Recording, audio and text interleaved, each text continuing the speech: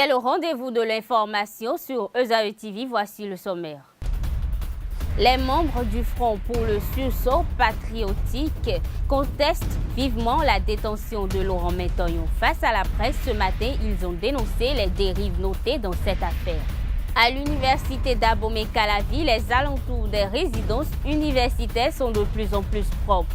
Une équipe de notre rédaction est allée faire le constat. Nous y reviendrons. Dans le plus grand marché du Bénin, d'Ontokpa, la cherté du maïs est une source de tristesse pour les vendeuses et revendeuses qui ont du mal à convaincre les clients. Papa.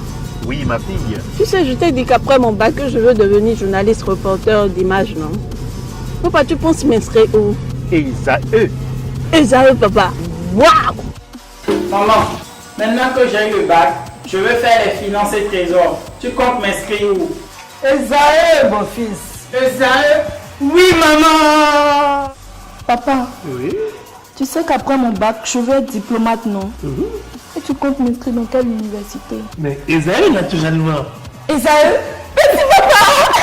À ESAE, vous êtes bien formé dans les filières comme administration du travail et de la sécurité sociale, administration générale et territoriale, administration des impôts, gestion des marchés publics, planification et développement local, droit et sciences politiques, sciences économiques et de gestion. ESAE, c'est aussi sa télé numérique ESAE TV et son journal L'Informateur. ESAE, c'est à Bédjoumédé, 3e rue après le carrefour 16 ampoules allant à Jericho. Numéro de téléphone 98 98 14 00 96 80 55 11 90 93 65 21. ESAE, l'excellence a un nom. Bonsoir à tous. 24 heures après la mise sous mandat de dépôt de Laurent Mentoyon par le procureur de la République, les avocats du syndicaliste sont montés au créneau. Ils ont tenu à condamner l'interférence de l'exécutif dans le système judiciaire dans cette affaire. Compte rendu. Les avocats de Laurent Mentoyon protestent contre la détention de leurs clients dans le dossier des commissions occultes à la Caisse nationale de sécurité sociale. À la Bourse du travail, face à la presse ce matin, ils ont dénoncé l'ingérence du pouvoir exécutif dans la décision du procureur de la République, ce qui a conduit à la mise sous mandat de dépôt de leurs clients. Il s'est alors décidé deux camps. Le premier, celui du pouvoir du parti Stalin, qui a accusé pendant son conseil des ministres du 2 novembre et avec lui l'SDG de la BPE. Et le second, celui des autres administrateurs et dirigeants de la BPE, dont Laurent Mentoyon. Mais curieusement, sur la seule base de la parole de M. Boucor-Romain, le procureur Gilbert Toro choisit le camp du pouvoir du talent et décide de mettre en prison Laurent Mentoyon. Maître Baparapé, au nom du collectif des avocats de l'inculpé, rappelle et précise les conditions dans lesquelles le procureur a décidé de la détention provisoire de leurs clients. Peut-être qu'un autre parquetier, à la place de celui qui était là, aurait pu résister et battre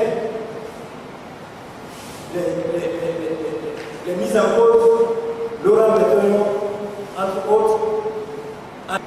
Enfin, par rapport à la procédure elle-même, les avocats ont offert toutes les garanties de représentation. Il lui a reproché d'avoir pris 2,5 millions en 4 tranches plus du champagne. Nous avons misé plus gros en disant bon, séance tenante, nous sommes prêts à offrir 10 millions pour englober toutes les amendes éventuelles. Alors que la loi, le code de procédure pénale sur les crimes économiques parle de la mort. Les supputations vont bon train. Les regards sont tournés vers l'audience du 19 décembre qui décidera du sort du syndicaliste. Ancien président du conseil d'administration de la Caisse nationale de sécurité sociale de 2013 à 2016, il est mis depuis jeudi soir sous mandat de dépôt par le procureur avec 2 autres personnes impliquées dans le dossier des placements hasardeux de fonds dans une banque en difficulté contre des rétrocommissions.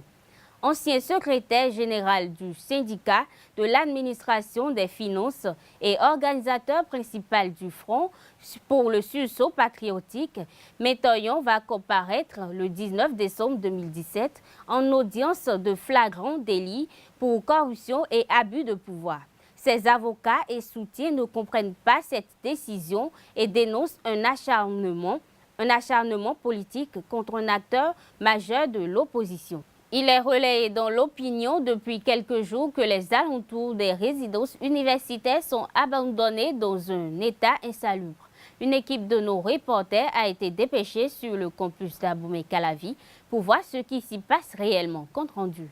Nous sommes ici à l'université d'Abomey-Calavi. Derrière les résidences universitaires, contrairement aux informations relayées dans l'opinion, faisant état d'un abandon des lieux dans un état insalubre et invivable, le constat est visible. Mauvaises herbes et autres verdures pouvant regorger des reptiles ou tout autre animal hostile à la domestication sont dégagées. Ceci est le fruit d'un travail coutumier assez rude qui a démarré depuis quelques semaines et qui se poursuit. Pour ce qui concerne l'entretien des espaces au niveau du cours AC. La cour est entretenue au quotidien. Il y a des espaces qui ne sont pas utilisés, qui ne sont pas occupés où des herbes poussent.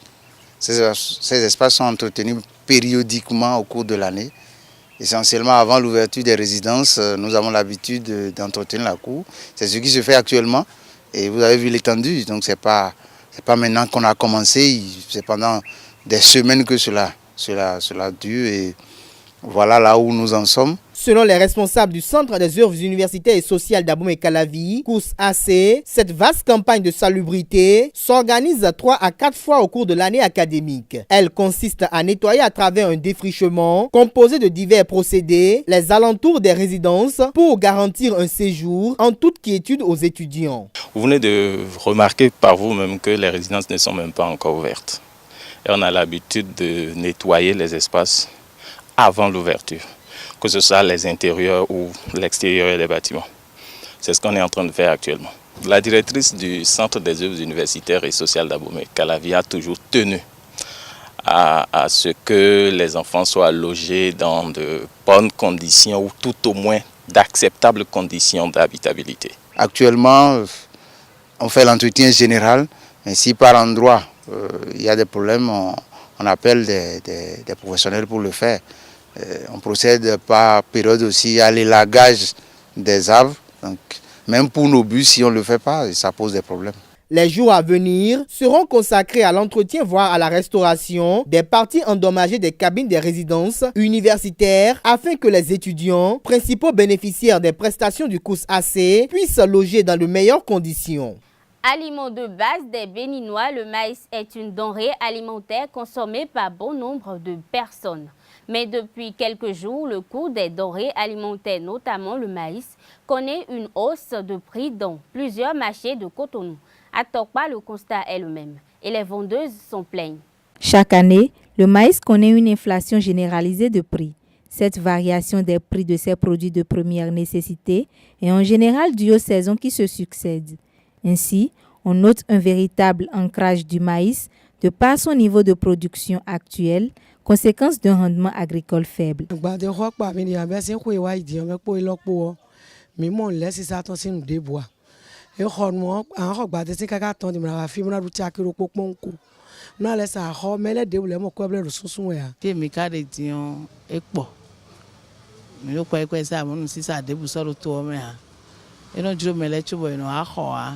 Assise sur un banc, main à la tempe, entourée de gros sacs de maïs, sans apercevoir l'ombre d'un client, les vendeuses de maïs se demandent à quel sort se vouer avec une grande tristesse qui se lit sur leur visage. 50 000, 55 000, donc 85 000. Le lait de bouillon, c'est ça la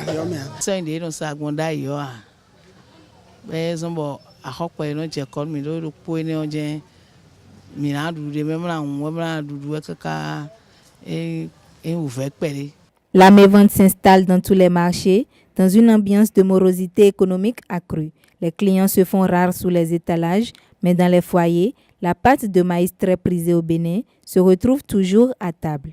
Fatouma Amadou, l'ancienne ministre en charge de l'agriculture, et Irénée Abdou, l'ex-directeur général de l'Office national d'appui à la sécurité alimentaire NASA, sont gardés à vue à la brigade économique et financière. Ceci pour mauvaise manipulation des fonds publics. En effet, 1,7 milliard francs CFA est la somme qui a disparu à l'ONASA sous leur gestion. Les faits se sont déroulés entre 2012 et 2015. L'absence de suivi des frais d'achat et de vente et le non-enregistrement des opérations de vente du riz japonais dans la base comptable sont quelques irrégularités notées par le rapport d'audit diligenté par le gouvernement pour faire la lumière sur la gestion des boutiques témoins de l'ONASA. Le document note également une non-fiabilité des informations financières, dont une surévaluation de 657 millions de francs CFA pour les montants des achats par rapport aux données de l'Office et le prix d'achat élevé des produits au plafond fixé par décret. Mesdames et messieurs, merci de nous avoir suivis. C'est la fin de cette édition et agréable week-end à vous.